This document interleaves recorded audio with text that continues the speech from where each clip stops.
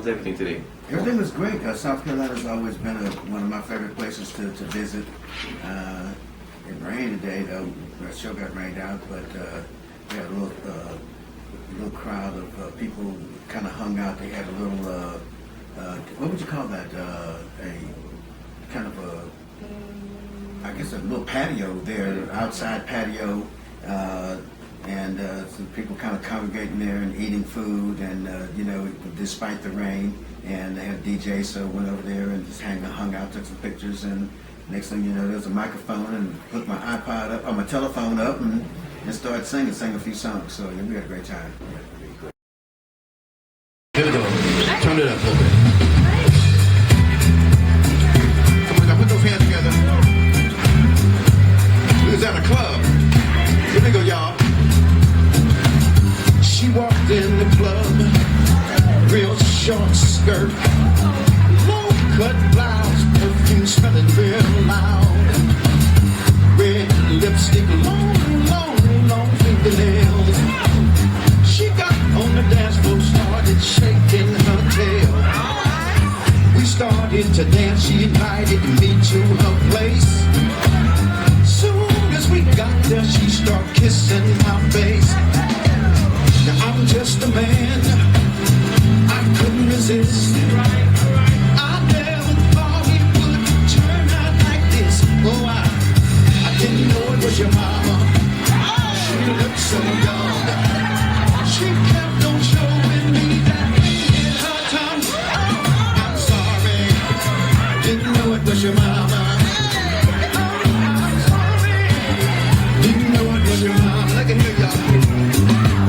She was dancing like them girls in the video, bending all over, touching her toes. She was doing the Tootsie Roll. I hate to tell you, your mama was working that pole. She was shaking to the left, she was shaking to the right.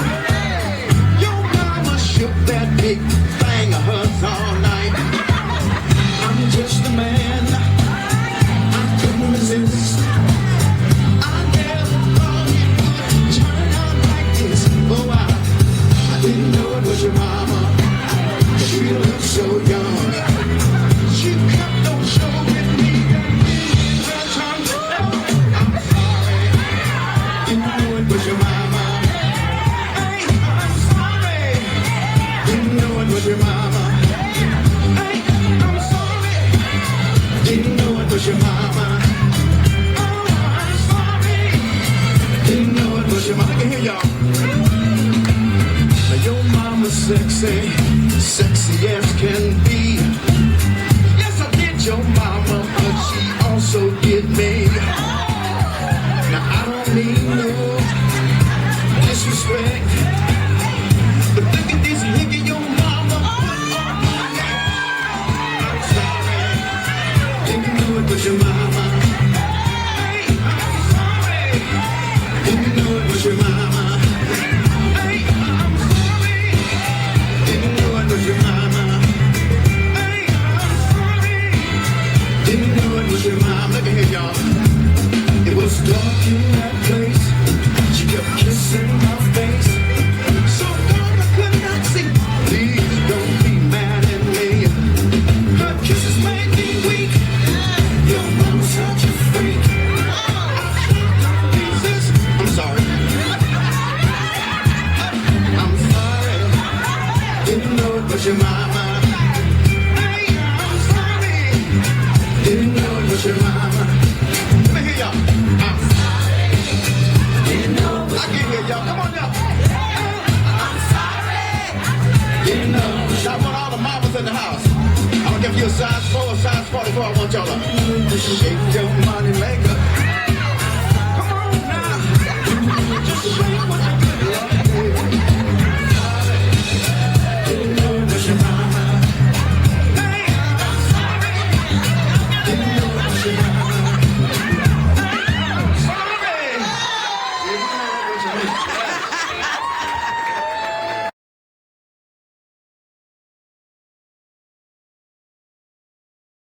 Right, Yes, well, I got a new record called Step It Out, and it's written by a young guy named Prince Damon, a keyboard player that I know.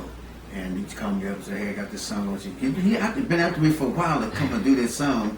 And so I was like, just so busy that I just didn't get a chance to get by there. So, he said, man, I'm going to get his song to, he told me, Archipelago or somebody. I said, okay, I better go and see what he got for me. So I went over there and put it down, and it just turned out fantastic. And gave it to Joe, and next thing you know, it started spreading around the radio, and folks are reacting to it in a positive way. The younger generation, they've had a chance to be introduced to this record again. Can you give me a take on how you felt and received the younger generation, how they received you as well? Yeah, well, it was really interesting. Steve Harvey started talking about my song in the Kings of Comedy, and then Kanye West, him and Twista sampled it, and then people started just like trying to figure out who I was and where I'm at and what I'm doing and everything like that. And so as a consequence of that, then a lot of youngsters started just looking at all my music. And then next thing I know, Young Jeezy and Scarface and Jay-Z was sampling my music. And so it was, I used to always kind of wonder, I see rappers buying, $100,000 watch, and I'd be like, how could they do that? And then I started getting these, humongous checks, and I realized that, like, when I was first starting, it was like you got money from the radio. Right. And if your song managed to get on television, those are the only two mediums that you were getting money from. But now you was getting money from watches and, and iPhones and, you know what I mean? And just so many different streams that, money, revenue streams. And so I said, oh, I see. Because, I got, one day my wife called me and she's like, you just got 2 big old packages in the mail. I think it's they look like it's from the royalty people. And I said, well, open it. And she said, ooh, 94,000. And she opened the other 94,000. One for the writing, one for the publishing. And I was like, oh, so I ain't gonna buy no watch though, but I'm gonna, pay the house off. Acting is something that I kind of like fell into. They got this big resurgence of black plays. And so what they were doing was they would, when they first started out, they would get a lot of actors who were local actors, and then they would kind of get a couple of seasoned actors or actors who were well known, and to kind of get people in the seats. And so after they did that for 8-9 years, they decided, well, we got to do something else. So they said, let's start getting singers, And so they kind of got me to just kind of like help put butts in the seats, so to speak. And then I did 4 or 5 plays, and then I did a play for David Talbert. And he gave me the script, so I'm looking, so this is your character right there. So I'm looking, and had a couple of words. This is my normal thing. And then the next page had a couple of words, and I turned it. The whole page was me. Then 4 or 5 pages was me. I was like, oh, I can't do this. It's too much dialogue for me. I'm just used to having a few little lines. And so he kind of coached me through it. And then that's when I really knew that I could act, when I was able to retain that dialogue and deliver it to his satisfaction. And so then I said, oh, so I'm an actor now. I'm ready to do rock and roll. Yeah, come, better watch out, Denzel. Yeah.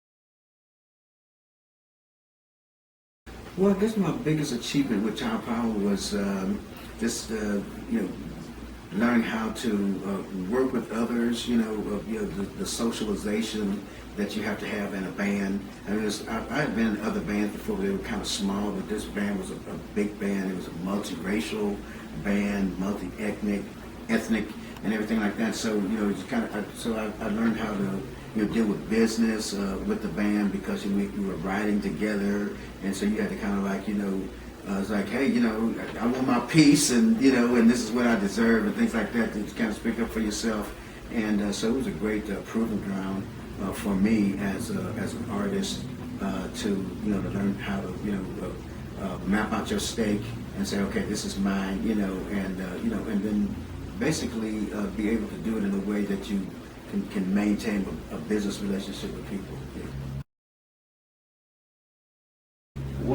All right, we know you wrote the record. The record had to be targeted towards a woman. But what was the real inspiration that day that caused you to pick up that pen and just put that record down? Yeah, I had a guy used to work in my house, and he's a carpenter, and we were always having something done at the house, and he always told me about his son to write.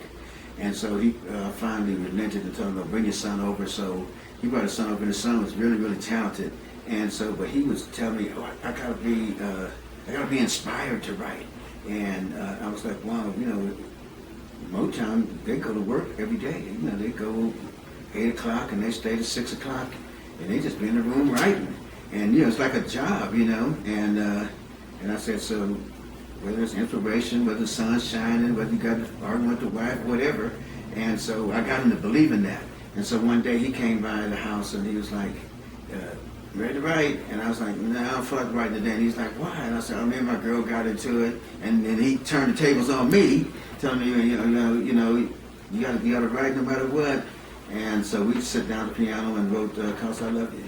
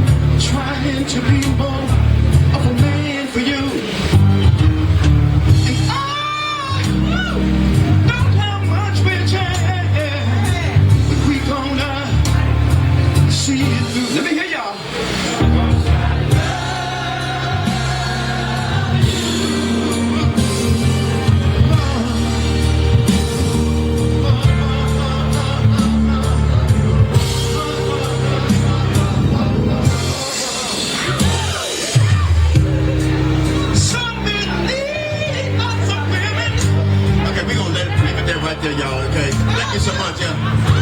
Now I can't quit. I said a girl told me last night, Lenny, don't stop. Hey. I told a girl I'm 72 years old. I said that I'm half the man I used to be. I told her, you got 21 minutes, baby.